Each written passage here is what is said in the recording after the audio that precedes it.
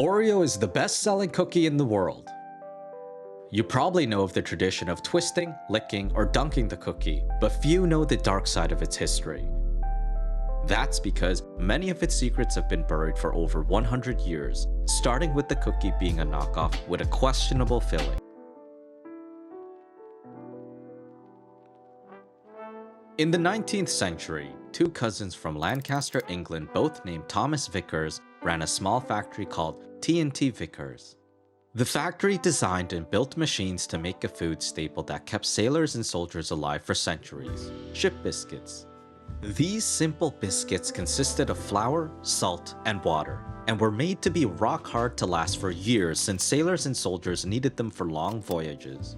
They tasted bland and could only be consumed when soaked in water or any other liquid. While inconvenient, the demand for them lasted for many years, up until a series of events.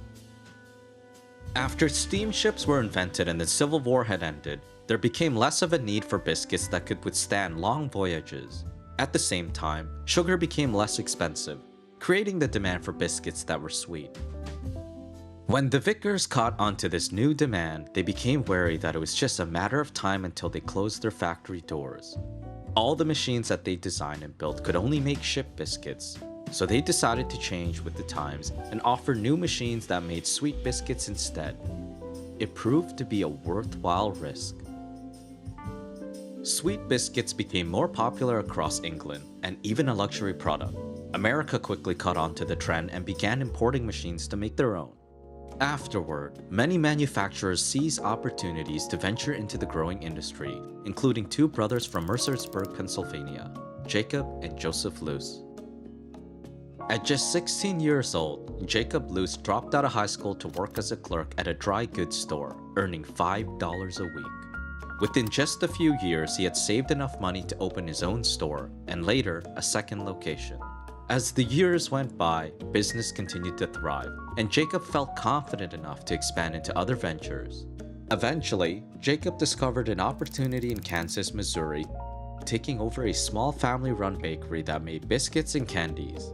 He had a hunch that the baking industry would continue to grow and convinced his brother Joseph to be his business partner. At the time, Joseph also ran his own dry goods store. Together, the Luce brothers emptied their savings, purchased the bakery, and called it the Luce Brothers Manufacturing Company.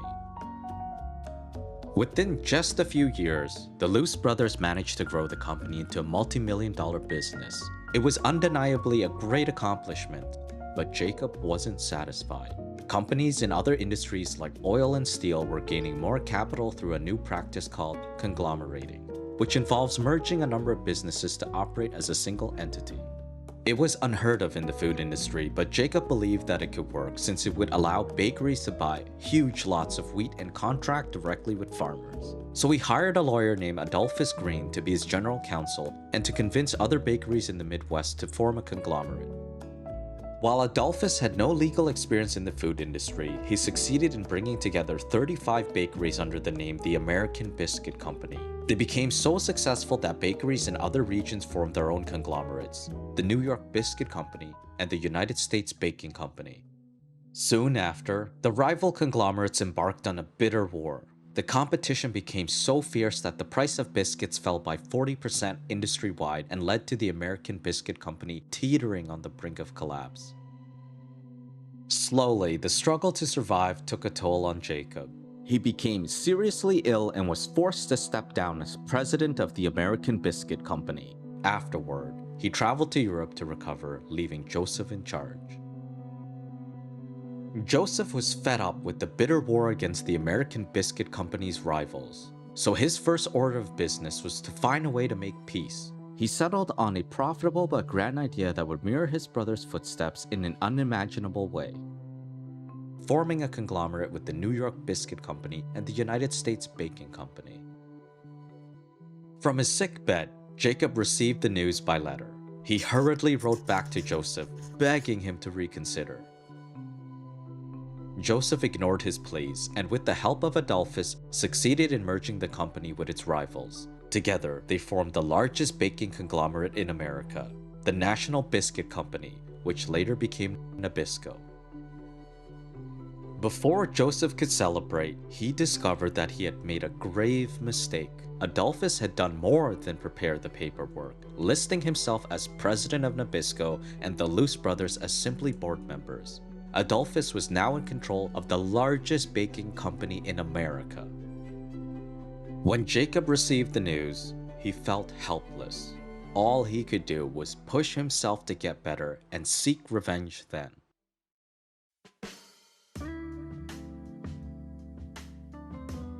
A few years after the merger, Jacob's health finally improved. He reconciled with Joseph and together they formed a new company with a businessman named John Wiles. Their new venture was called the Luce Wiles Biscuit Company.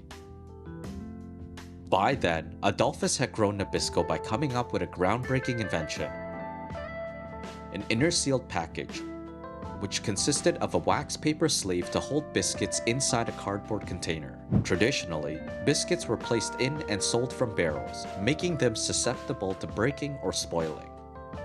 Now, Nabisco could sell biscuits that remained fresh and could be shipped nationally, since the wax paper locked out air and wicked away moisture. Their first line of packaged biscuits was called Unita. To compete with Adolphus, Joseph knew he would have to come up with his own groundbreaking invention, so he decided to launch a product that Nabisco didn't offer: a sweet cake, which is now known as a cookie. It was a delicacy that only the wealthy could afford, so Joseph focused on creating a recipe that would make his cookies delicious and affordable. After many failed attempts, Joseph decided to try his luck with a new trend sweeping America: chocolate. He believed that if he added cocoa to his recipe, he would be closer to coming up with a groundbreaking invention, setting it apart from most cookies that just consisted of sugar and butter. The idea led to developing a recipe that combined two novelties, using cocoa powder as an ingredient and sandwiching a vanilla filling between two cookies. Joseph made use of a new invention by T&T Vickers to make his cookies efficiently and appear fancier. It was a machine that could simultaneously cut up to 80 cookies per minute while embossing patterns on every single one. The design that Joseph chose featured a laurel wreath and a genus of flowering plants, Oreo Daphne. Once Joseph perfected his recipe, he and Jacob started to think of names that would appeal to Americans. At the time, Americans were concerned about the purity of food since companies were adding fillers like chalk and brick dust into their products to save on ingredients and maximize profits. This practice became so common that Congress enacted a food purity law. With this widespread problem in mind, the Luce brothers brainstormed for names that evoked purity.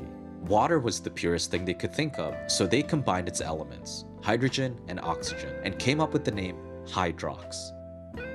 Coincidentally, companies in other industries were using the same name for their products, especially for food. There was a Hydrox ice cream, Hydrox ginger ale, and a Hydrox root beer. But the Luce brothers cookies were such a novelty that when they launched, they stood out and people were hooked. As Hydrox's popularity grew, Nabisco's profits fell.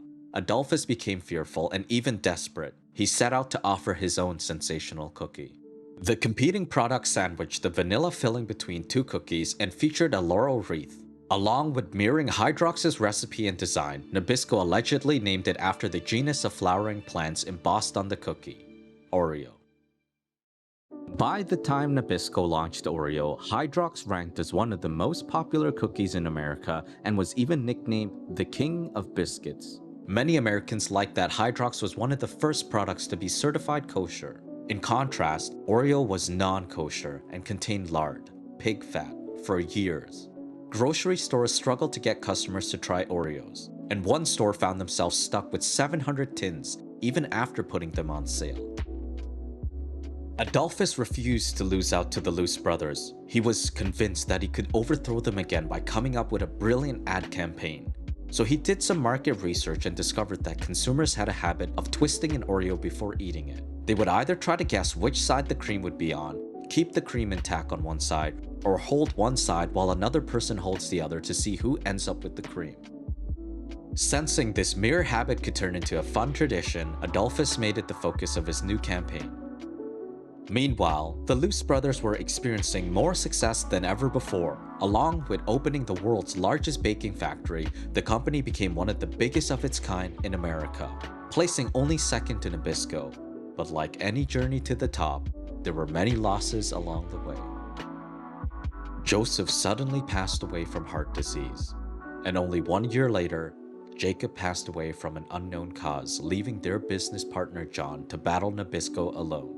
That same year, Nabisco's Oreo Twist campaign launched, and the cookie took off, taking a huge bite of Loose Wow's profits. And over the next few decades, Loose Wow's continued to crumble. Like his partners, John suddenly passed away from an unknown cause. Loose Wow's VP, Hanford Main, was promoted to president. Under his leadership, the company was renamed Sunshine Biscuits and focused on promoting Hydrox as being an original. Meanwhile, Nabisco focused on promoting Oreo's taste and quality and increased its price. Many started to believe that Hydrox was not only the copycat, but a cheap version of Oreo. Afterward, Sunshine Biscuits crumbled down within corporate America. It was sold to the American Tobacco Company, resold to Granny Goose Foods, and then resold again to Keebler Foods. Keebler tried to revive Hydrox by changing the recipe and renaming it Droxy's, but their efforts failed. Later, Kellogg's acquired Keebler and discontinued Droxy's without warning. Many Americans were devastated by the news and pledged their loyalty to Hydrox. This is a dark time in cookie history. For those of you who say, "Get over it, it's only a cookie," you have never lived until you have tasted a Hydrox. Hydrox eaters tend to be independent thinkers, favor underdogs, and be skeptical of corporate marketing. Even with Hydrox gone, they won't switch sides. Meanwhile, Nabisco continued to grow and became one of the largest baking companies in the world. Unbeknownst to them, an outsider would step in to carry on the Loose Wow's legacy. So one day I'm driving in the car with my dad, and I turned to him, I said, "I'm bringing Hydrox back." It was like my mission, you know? I'm bringing that cookie that we always had, that you always used to buy, you know, when I was a kid. I'm bringing it back.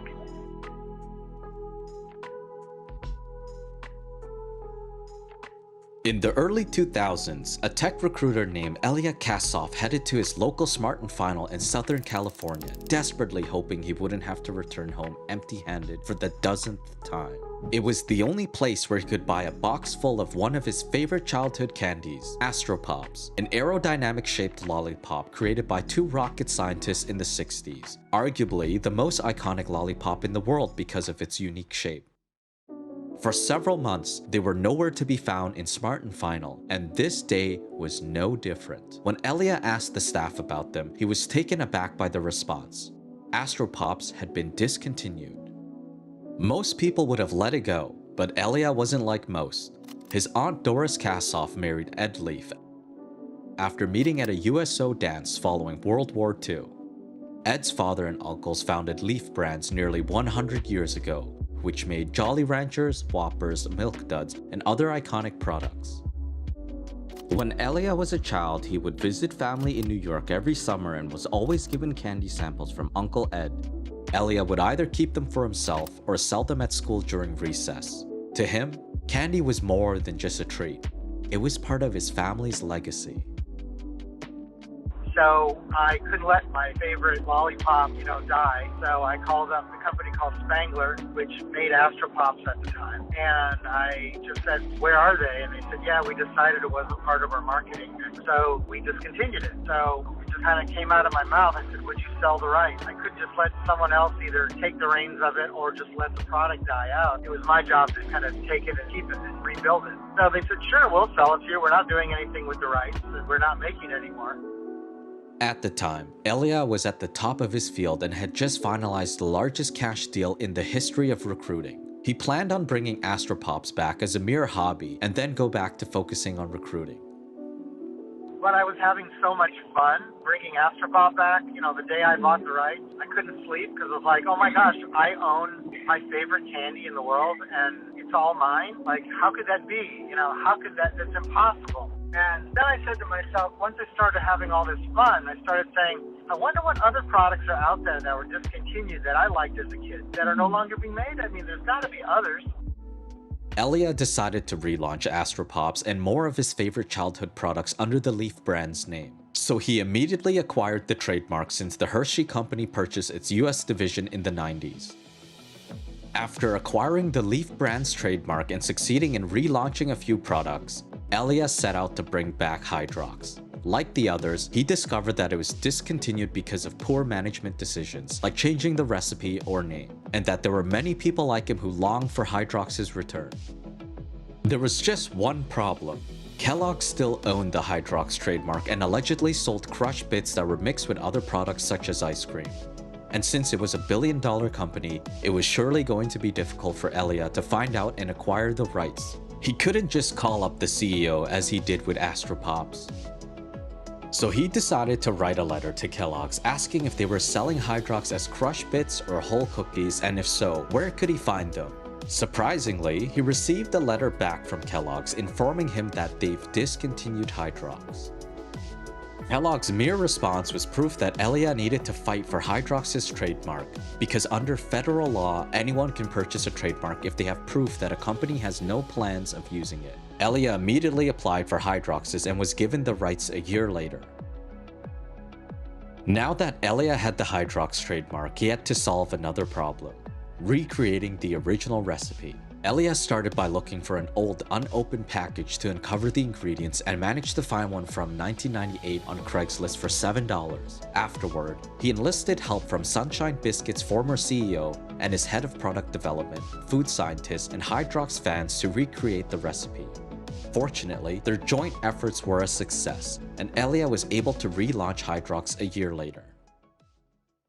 In a strange twist of fate, Nabisco, now renamed Mondelez, started crumbling beginning that year. Then presidential candidate Donald Trump announced that he was boycotting Oreo after discovering Mondelez laid off half of its US workers to move production to Mexico. No more Oreos. They make Oreos, don't they, right? No more Oreos. I don't like Oreos anymore. And later, the media revealed when Mondelez made Oreo kosher, they replaced lard with hydrogenated oil, which is even worse for the heart, and didn't use a healthier alternative until nearly a decade after. Meanwhile, Leaf Brands was making Hydrox without hydrogenated oil or other low-quality ingredients. The media also revealed that the FDA allegedly prohibited Mondelez from using the term cream to market Oreo since it didn't contain the product at all. Mondelez clearly had their hands full. Still, new allegations claim that it didn't stop them from trying to get a hold of one product that kept them in line for decades: Hydrox. When Elia relaunched Hydrox, thousands of supermarkets stocked up and sales rang up about $500,000. The numbers proved that Hydrox still had a loyal following and convinced major retailers to carry the brand. But yet again, there was another problem that stood in Elia's way. One he had no idea about until one of the most powerful companies in the world stepped in. It was actually a buyer at Walmart that we're sitting in her office, and she's like, look, I'm going to bring Hydrox back and put them in Walmart, but I got to warn you, you're going to run into a major problem, and you need to figure out how to deal with that problem. And I'm looking at her going, I'm excited, we're getting into Walmart, you know? And I'm like, problem? What problem? She's like, well, the Mondelez folks come into our stores a couple times a week to do restocking. They're going to hide your product any chance they get. They're going to hide it in the back of the shelf, back of the store, anywhere they can to make sure you fail, because you're their closest threat. Elia was shocked, but not surprised. Mondelez is a category captain for a number of retailers, a supplier that assists in determining where products should be placed on store shelves. Moreover, they have a direct store distribution system, delivering and restocking their own products a few times a week instead of going through a third-party distributor. Not long after Elia received the warning, several retail buyers and customers reported that they noticed Hydrox appeared to be hidden in stores. They were allegedly moved to the top of a shelf, turned sideways so that the label couldn't be seen, or blocked by other products and tags, forcing Elia to file a complaint with the FTC and seek damages in court. When he shared the news on Facebook, many people came forward to share their own experiences. Our local Ralph's Kroger's carried Hydrox cookies for over a year. We bought every week. Checkers said they were flying off the shelf. All of a sudden, gone. An employee told me the Oreo folks threatened to cut back on their deliveries if Hydrox wasn't dropped. This is not what American competition is about. This is predatory. I had to threaten to throw Nabisco out of some stores I operated back in the 60s and 70s because of their aggressive behavior in stealing shelf space and damaging competitors' products. I had to separate a Nabisco and Sunshine employee who had tied up in the middle of the cookie aisle because of Nabisco infringing on Sunshine's shelf space. This is not a new practice of Nabisco. It has been going on for a long time. I can personally attest that Mondelez does in fact do this. I was a retail reset merchandiser for SAS Retail Services, one of the 5 Walmart-approved vendors. In my territory of 5 Walmart stores, I would regularly see Mondelez merchandisers, and that company has them do some shady things. I personally work for Nabisco and have never been instructed to move, hide your cookies. This is a retail store issue and not a Mondelez issue. While Mondelez denied the allegations, Elia remains committed to seeking justice for Hydrox, which is now being sold on Amazon. And even though he discovered Oreo is now being marketed as the original, he isn't the slightest bit discouraged from continuing to produce Hydrox. In an interview, Elia revealed how he's managed to persevere and what advice he would give to other entrepreneurs. It might sound corny, but find stuff that you really love to do. You know, what is your passion? Because that's where you're going to put most of your energy. It's not stuff that you're not really passionate about. When you add that passion into your whatever you do, you're doing it at 100 to 110%. You're not going to worry about little barriers or little walls that people put up, because you know and you believe in what you're doing. That's the key thing, is find something that you really, really like. Not something that you can make a lot of money in necessarily, because that'll come later. You know, if you're so committed and you really put that passion in, it'll convert, you know, in your success. This is the story of an American invention that created the world's best-selling cookie and the people who fought corporate giants to keep it alive.